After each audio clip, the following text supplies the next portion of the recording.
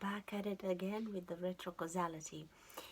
Um, I've noticed two more readers, one in the middle of a global reading, tarot reading, well, different cards, but reading with the cards, got the same message and didn't know what to make of it from the spirit, that there needs to be balance and we need to look between beginning and the end, the alpha and omega, and that we need to think that maybe the future causes our present and not the past. So I've been continuing to apply this into my life, and one of the things that happened was money. I lost 250 to euro 50, and I found 50 euro on the floor in the same day. But this, oh, and I saved in that day. Honest to God, there was this massive sale at the shop that was closing down, and $40, 50 euro or so worth of stuff. I got it for about €7.50. It was such a huge sale. So anyway, the $50, that was the 50 euro. I just moved to Germany, and I used to live in New Zealand and Australia, so I'm on dollars. I'm not on euros yet, but anyway. So the 50 that I found on the street literally called me to it, and the whole thing that happened that through that entire day just led up to it. And when I saw the 50, instead of being surprised, I was like, oh, fucking finally.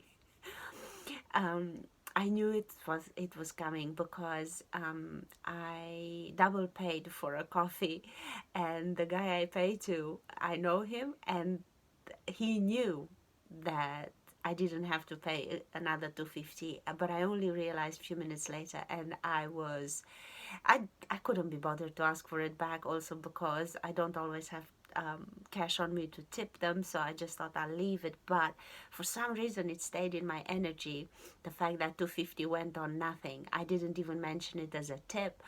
It literally, energetically, it went on nothing, and that prompted me to look at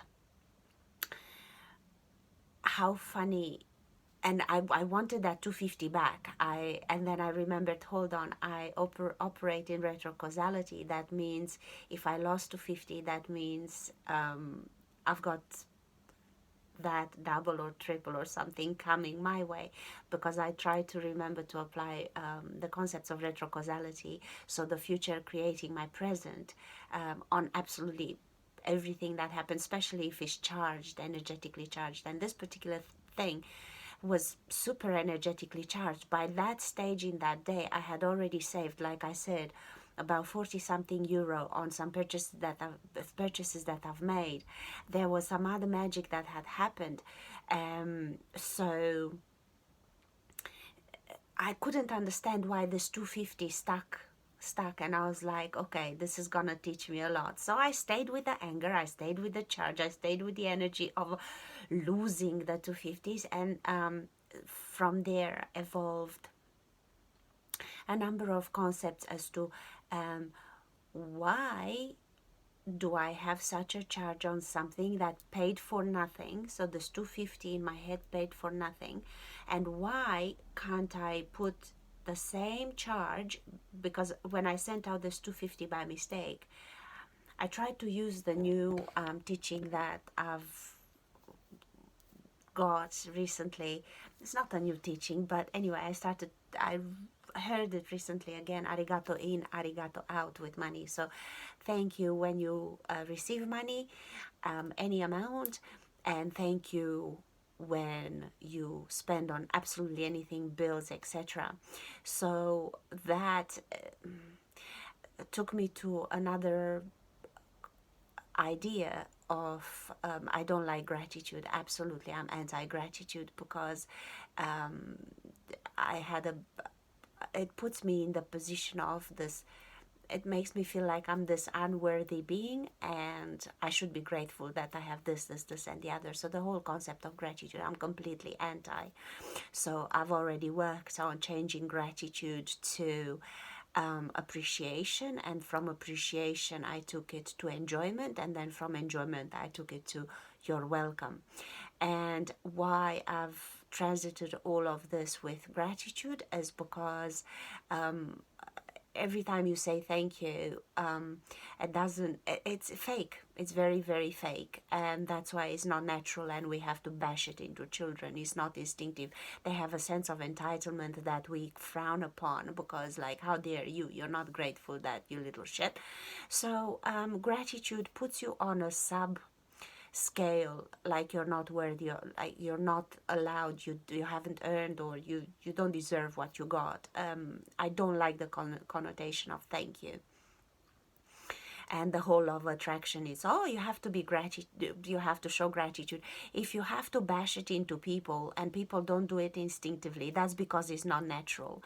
How do you know when you cook something? How do I know when I serve something that someone is thankful for it? Because they're enjoying it. They made the plate that I put in front of them, they made it empty. If they give me a lot of lip service, oh darling, this was just fabulous, it's fantastic, and they didn't touch a spoon, then I can shove it up my ass with the whole gratitude, because it's absolutely worthless.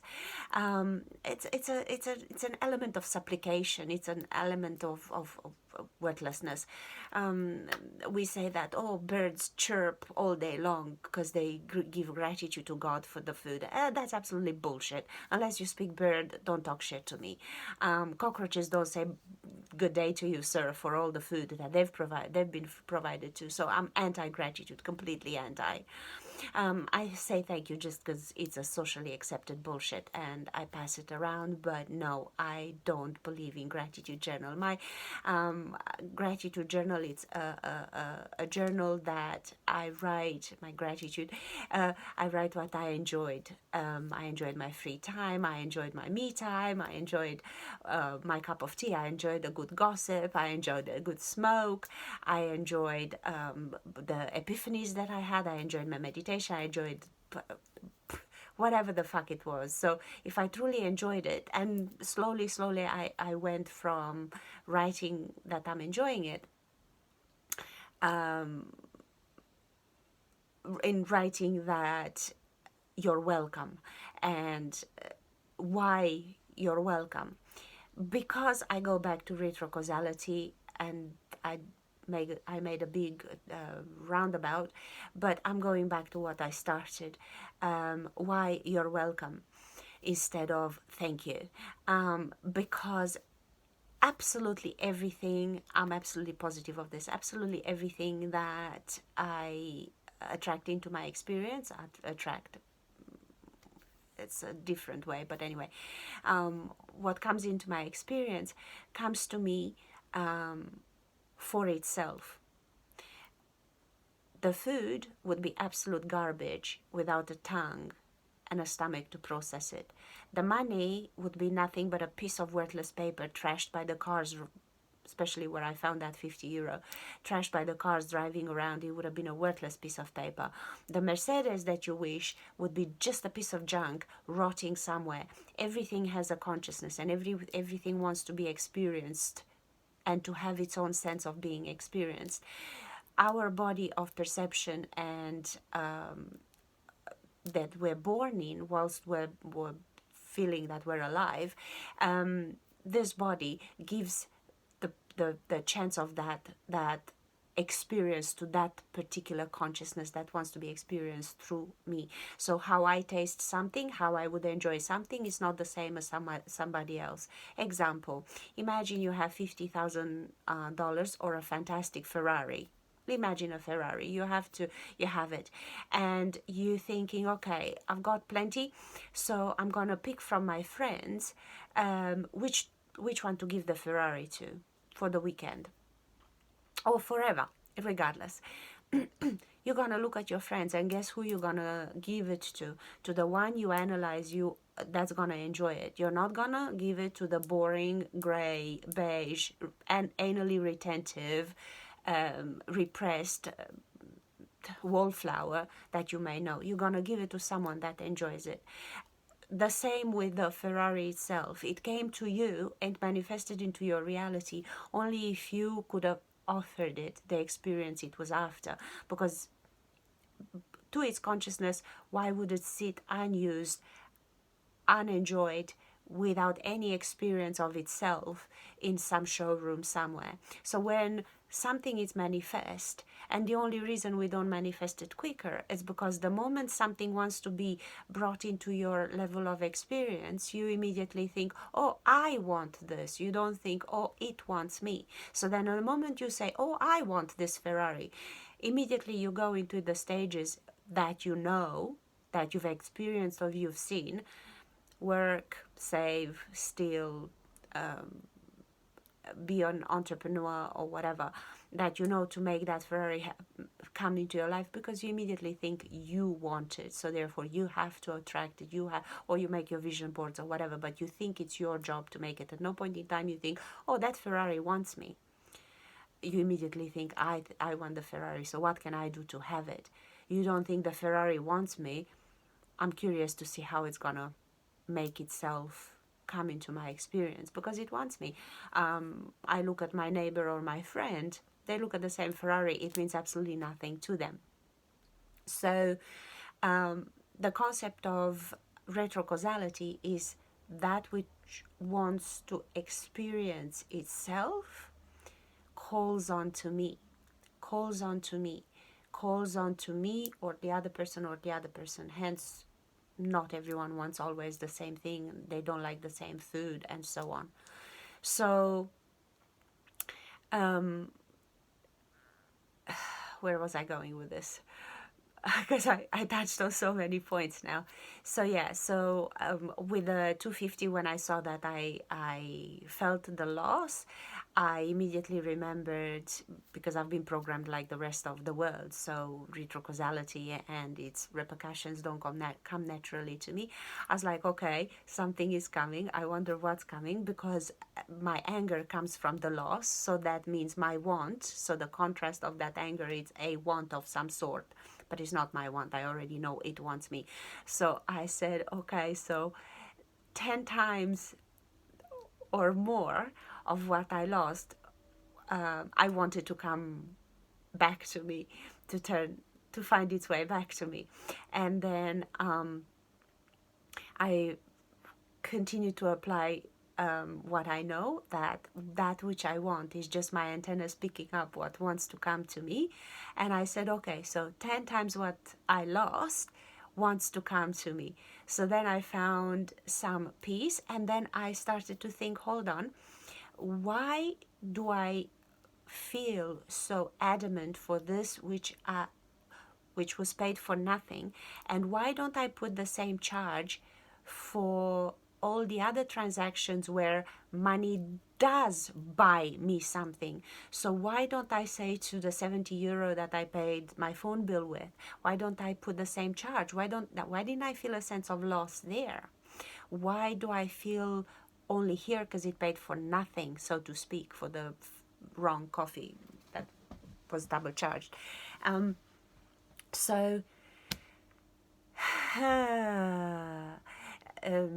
looping. So yeah, so I was contemplating on what wants to come, and then another set of events happened, and I was thinking, I don't want to go home, so I wasted some more time, and I happened to be on the right space-time continuum on my way home, and a flicker of sunlight lit up something on the ground, and it was on the path of the cars. And I looked better, I focused, and I realized it was a 50 euro note. So I looked around, there was nothing, absolutely no one. There was no cars passing, there was absolutely no one moving around. There were just houses shut down. So I was like, oh, here you are. When I saw the 50, and after I looked around, I took it and I picked it up for myself. And then I continued to contemplate the the programming that we have. First of all, if there was a tissue or any other piece of paper, I wouldn't have immediately associated my integrity and connected my integrity with it, and I would have just picked it up if I wanted it, or if it was, I don't know, a hair tie or whatever, something else that um, wouldn't have had the significance of money. I wouldn't have looked around to see who does it belong to. So that taught me one thing. Um, After I picked it up and I looked at it, it was many times, so 20 times over what I had lost. So it taught me that. So after that, it taught me that, yeah, what I believe in retrocausality, and me not just carrying on with my day totally